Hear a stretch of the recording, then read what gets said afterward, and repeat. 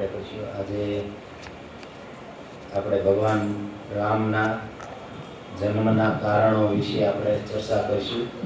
ભગવાન રામ આ ધરાધામ પર કઈ રીતે પ્રગટ થયા, એનું કારણ શું હતું, એની ઉપર આપણે ચર્ચા કરીશું. તો ભગવાન રામની વંદના કરીશું. પહેલા આખોદામ હરતારમ દાતારમ સર્વ સંપદામ લોકાભિરામમ શ્રીરામમ ભૂયો ભૂયો નમામ્યહમ. રામાય રામભદ્રાય રામચંદ્રાય માનસી રઘુનાથાય નાથાય સીતાયાઃ પતયે નમઃ.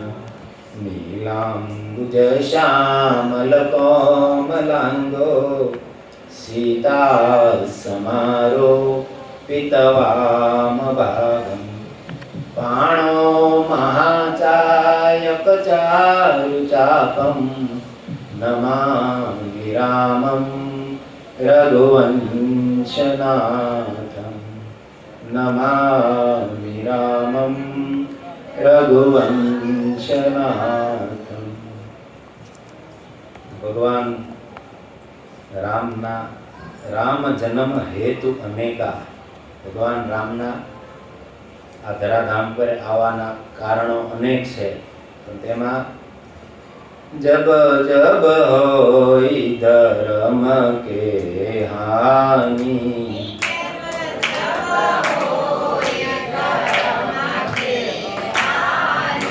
બાઢહી અસુર અધમ અભિમાની.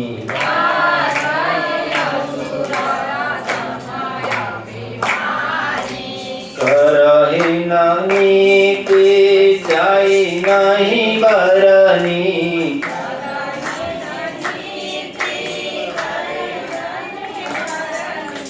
સીધહી વિપ્ર ધેનુ સુરધરની.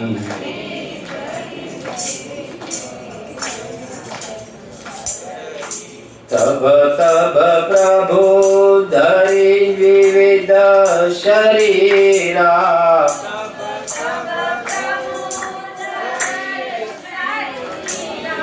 હરહી કૃપા નિધિ સજ્જન પીરા.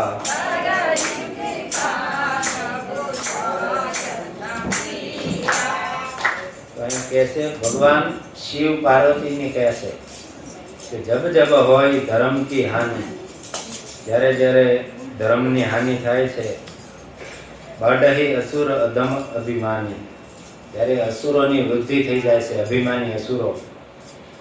કરહી અનીતિ જાય નહીં ભરની, કે જેની અનીતિનું કોઈ વર્ણન થઈ નથી શકતું.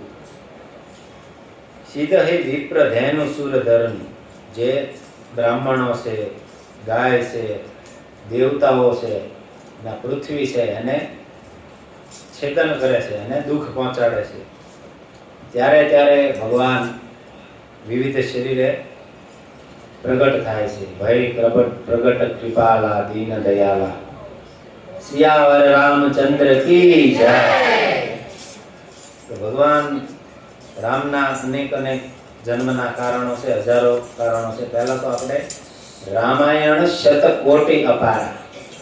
રામાયણ છે, આપણને તો અત્યાર સુધી એમ જ છે કે એક જ રામાયણ છે, પણ આપણે આગળ ચર્ચા કરેલી કે અલગ અલગ બ્રહ્માંડો હોય છે. ભગવાન વિષ્ણુના રોમકૂપમાંથી અલગ અલગ બ્રહ્માંડો નીકળે છે, તો એ બધા અલગ અલગ બ્રહ્માંડમાં અલગ અલગ યુગ ચાલતા હોય. તો ભગવાન રામની લીલા પણ ત્રેતા યુગમાં થાય છે. ભગવાન રામ ત્રેતા યુગમાં આવે છે અને લીલા કરે છે. કરોડો બ્રહ્માંડ છે, તો કરોડો ભગવાનની લીલાઓ ચાલુ હોય છે, તો અલગ અલગ બ્રહ્માંડમાં અલગ અલગ લીલા હોય છે. જેવી રીતે આપણે વાત થઈ કે ભગવાનના એક ભક્ત થયા સાઉથમાં, કે જેમને ભગવાન શ્રી રામચંદ્રજીનું વનમાં જવું ગમતું નહોતું. કે છે ને, ઘેરે જવું ગમતું નથી, રસિયો રૂપાળો રંગ રેલિયો, ઘેરે જવું ગમતું નથી.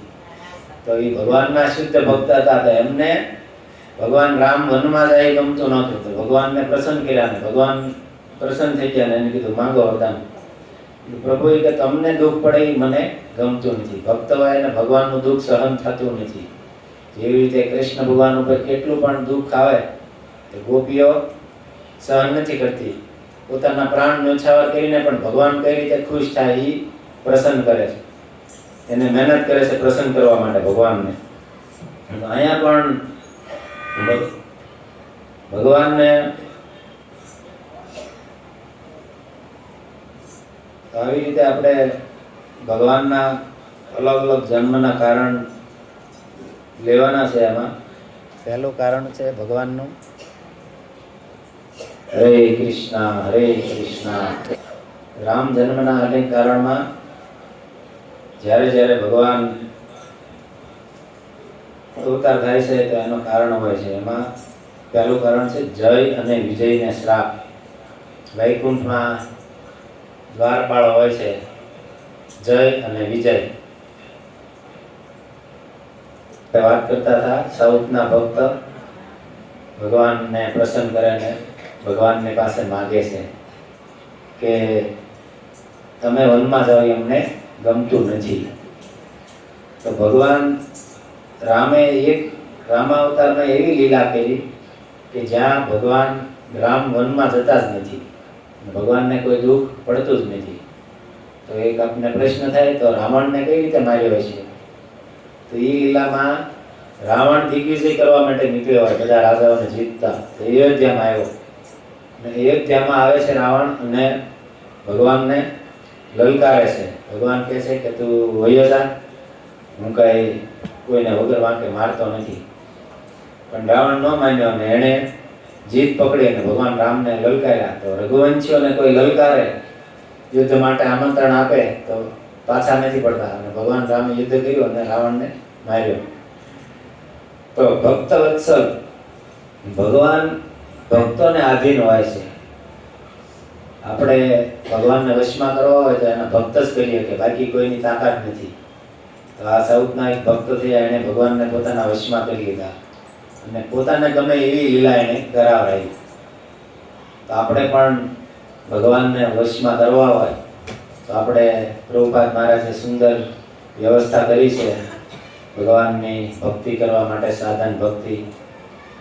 તો આપણે પણ મહામંત્રનો જપ કરીશું. હરે કૃષ્ણ કૃષ્ણ કૃષ્ણ હરે હરે, હરે રામ રામ રામ હરે હરે. પ્રભુપાદ મહારાજે આપણને સમજાવ્યું કે ભક્તિ કઈ રીતે કરવી. ભક્તિ આપણને પહેલા ખબર નહોતી કે ભક્તિ કેમ કરાય, ભગવાન કોણ છે. તમે એક સામાન્ય વિચાર કરો કે આ હવા છે એ કોણ આપે છે? સૂર્યપ્રકાશ કોણ આપે છે? આ લાઇટનું બિલ આપણે ઘરે આવે, અત્યારે એસી ચાલુ કરો તો કેટલું બિલ આવે છે? અને સૂર્યપ્રકાશથી લાઇટ ભગવાન આપે છે. તો એનો આપણે ઋણ કઈ રીતે ચૂકવીએ? એકવાર તમને વાત કરું કે કોરોનામાં એક સત્ય ઘટના છે કે જે ઇંગ્લેન્ડમાં બની હતી. ઇંગ્લેન્ડમાં એક ભાઈને દવાખાને દાખલ કર્યા કોરોનામાં અને એને 1 મહિના સુધી દવાખાને રહ્યા અને મોતની સામે ઝઝુમાં અને છેલ્લે મોતને માત આપીને સ્વસ્થ થઈને બહાર આવ્યા.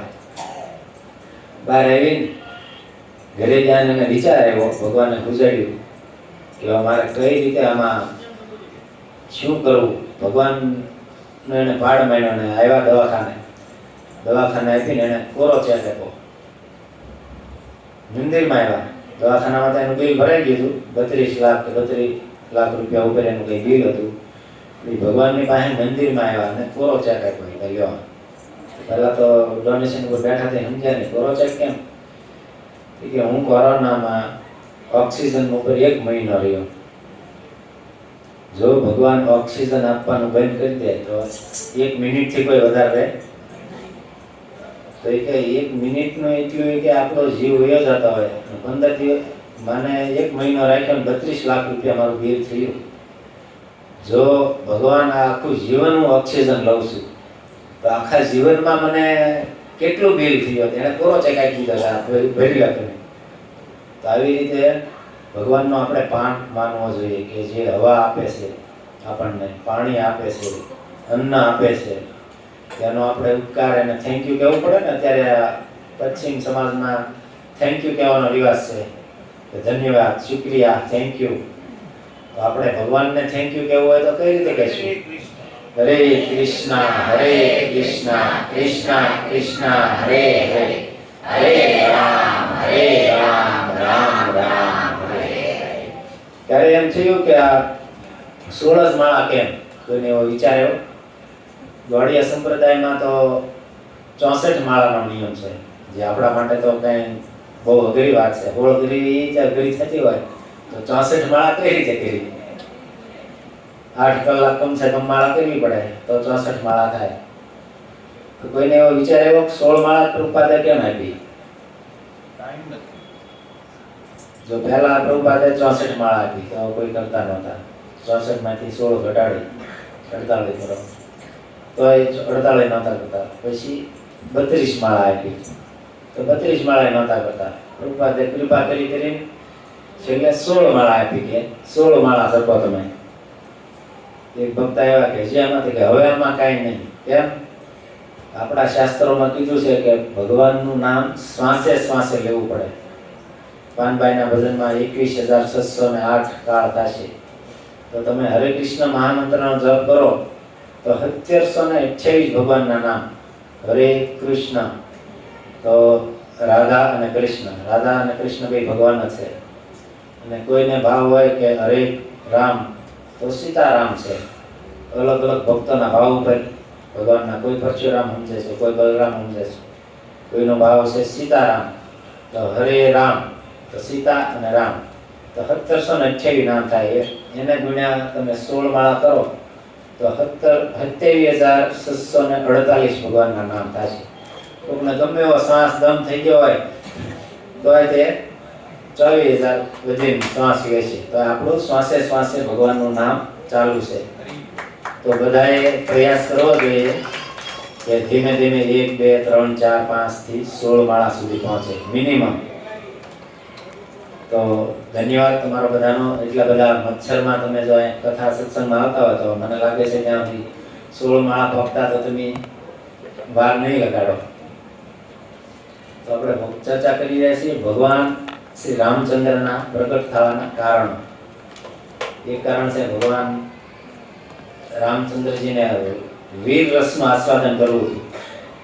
કેમ ખંજવાળ આવ્યા કોઈક બહુ શક્તિશાળી હોય, ટ્રેનમાં જેની અનુભવ કર્યો હોય કે બળવાનું હોય તેમ બાંધવાના મૂળમાં હોય તો એને વીર રસનું આસ્વાદન સંસ્કૃત ભાષામાં કહેવાય. તો ભગવાનને તે ક્યારેક ક્યારેક બહુ તાકાતવાળા છે, ભગવાન જેટલું કોઈ તાકાતવાળું છે જ નહીં. તેને વીર રસનું આસ્વાદન કરવું હોય તો એ યોજનાઓ કરે છે. તેમાં એક વખત જય અને વિજય દ્વારપાળો ભગવાનના વૈકુંઠમાં ઉભા હોય છે. અને સનત કુમારો, 4 ઋષિ કુમારો છે ને, સનક, સનંદન, સનાતન, સનત કુમારો, એ નીકળ્યા. બ્રાહ્મણ કુમારો નીકળ્યા અને ભગવાનના ધામમાં જવું હતું, ભગવાનની પાસે. તો દ્વારમાં એને રોકવામાં આવ્યા. તો રોકી દીધા તો એ બ્રાહ્મણ કુમારો ગુસ્સે થઈ ગયા અને એને શ્રાપ આપી દીધો, જાઓ બે રાક્ષસ થઈ જાઓ. તો આપણને એક વિચાર આવે કે ભગવાનના ધામમાં જે જાય, કામ, ક્રોધ, લોભ એવું કાંઈ તો હોતું નથી. ક્રોધ જ નથી હોતો, મદ માત્સર્ય કોઈ વસ્તુ નથી હોતા, અવગુણો. તો પછી સનત કુમારોને એને ક્રોધ કઈ રીતે આવ્યો? તો આ ભગવાનની યોજના હોય છે. ભગવાનની ઈચ્છાથી કહે ને કે એક પાંદડું પણ હલતું નથી. ભગવાને તે ઈચ્છા કરાવાઈ, ક્રોધ કરાવાયો. તો ભગવાનની ઈચ્છા હોય તો એની સામે તો પછી કોઈનું ન હાલે ને. ભગવાને ક્રોધ કરાવી એને શ્રાપ અપાવી દીધો. કેમ કે એને જય વિજય પછી હિરણ્યકશિપુ ને હિરણાક્ષ થયા અને પછી રાવણ ને કુંભકર્ણ થયા. તો એની સાથે એમને લડવું હતું ને વીર રસનું આસ્વાદન કરવું. તો આવી રીતે ભગવાન પ્રગટ થાય છે સ્વ ઈચ્છાએ. આપણે ઘણી વાર કહી છે ને, રાખના રમકડા તમે રાખના રમકડા. તો ભગવાન છે એના આપણે રમકડા છીએ, કઠપુતળી. ભગવાન આપણને જેમ નચાવે એમ નાચી છીએ. ભગવાનની ઈચ્છાથી ચાલે. આપણને એમ થાય હું કરું એ જ અજ્ઞાનતા, જેમ શકટનો ભાર શ્વાન તાણે.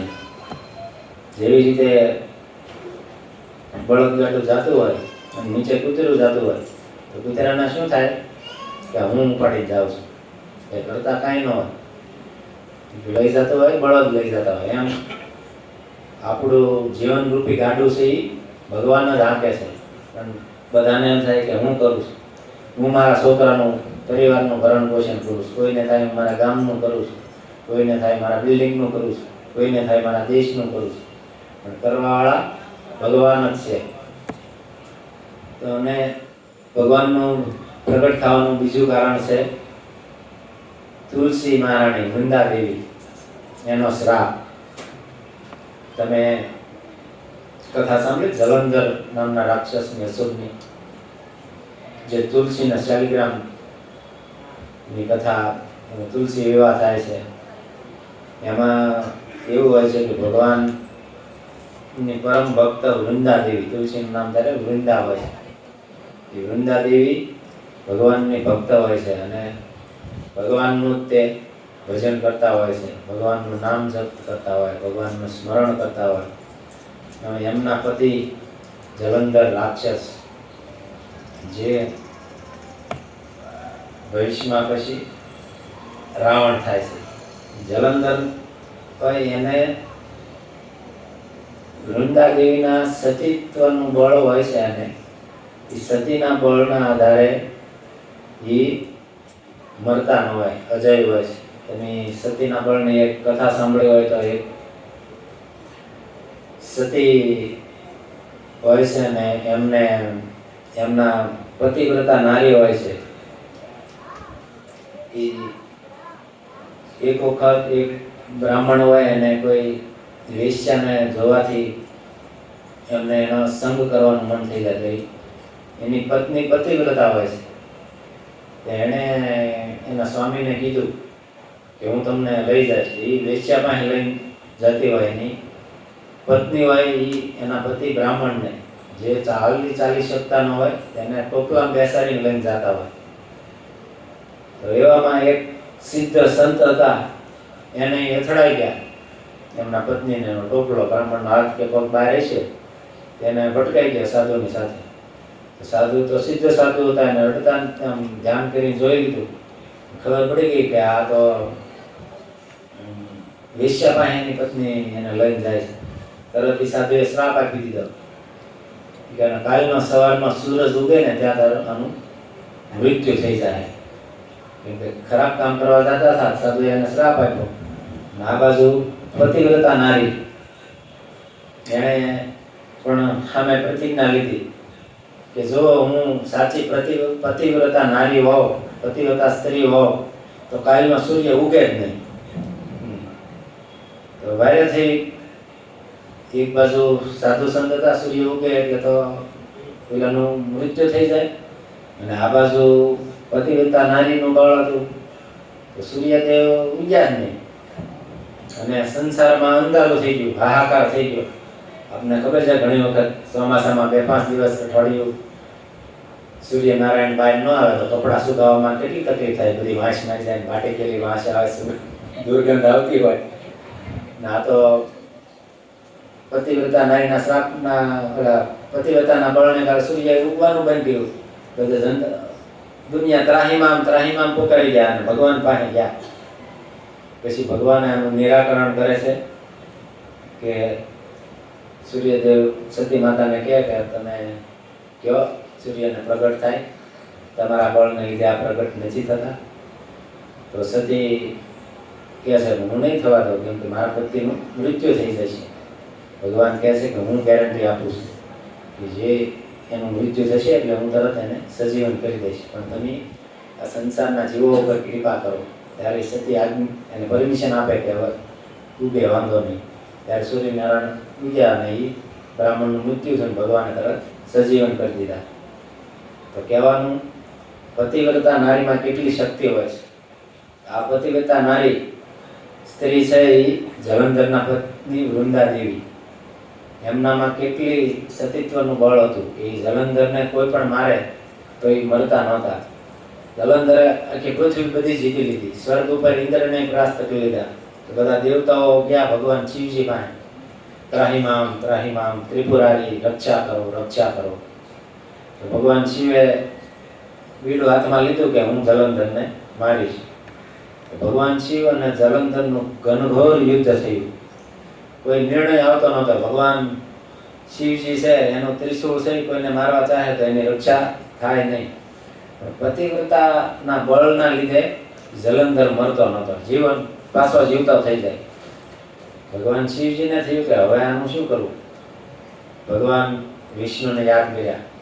શ્રી હરિ વિષ્ણુ, તમે આમાંથી કંઈક રસ્તો કાઢો. ત્યારે ભગવાન વિષ્ણુ છે તે જલંધરનું રૂપ લઈને વૃંદાની પાસે જાય છે. કેમ કે એનું સતીત્વનું બળ નષ્ટ થાય તો જ જલંધર મરે એમ હતા. પણ આ બધી ભગવાનની યોજના હોય. ભગવાનને આવો શ્રાપ અપાવવો હોય, બધું કરવું જ હોય. કેમ કે કોઈને તો નિમિત્ત બનાવે ને, આપણે વાત થઈ કે હું કરું એ જ આપણને એમ થાય હું કરું છું, પણ કરવાવાળા બધા ભગવાન છે. આ ભગવાનની યોજના હતા. એ વૃંદાદેવી પાસે જાય અને એનું સતીત્વ નષ્ટ થઈ જાય છે. વૃંદાદેવીને ખબર પડે કે આ તો મારા પતિ નથી, મારા ઈષ્ટ આરાધ્ય ભગવાન છે. તો એમણે એમને ભગવાનને શ્રાપ આપી દીધો કે તમે મારી સાથે છલ કર્યું અને મારા પતિનું મૃત્યુ થયું, તો તમારી સાથે પણ છલ થાય. એ જ મારો પતિ તમને રાક્ષસ રાવણ રૂપે આવશે અને તમારી પત્નીનું હરણ કરી જશે અને તમારી સાથે છલ કરશે. પછી તો એને ભગવાન પ્રત્યે તરફ કરુણા થઈ ગઈ. મેં આ શું ભગવાનને મારા ઈષ્ટને શ્રાપ આપી દીધો. ભગવાન કે ડરમાં મેં આ રીતે તમને શ્રાપ આપવા માટે મતીને ફેરવી હતી. ઘણી ઘણી કથા છે. તુલસી શાલિગ્રામ, ભગવાન કહે છે કે હું શાલિગ્રામ રૂપે આવીશ ને તું તુલસીના છોડ રૂપે આવીશ ને બેના લગ્ન થશે. તો આપણે ભગવાન રામનું એક પ્રગટ થવાનું કારણ વૃંદાદેવીનો શ્રાપ પણ છે. અને ત્રીજું કારણ છે નારદજી, જે આપણે અવારનવાર સાંભળીએ છીએ કે ભગવાનના ભક્ત છે નારદ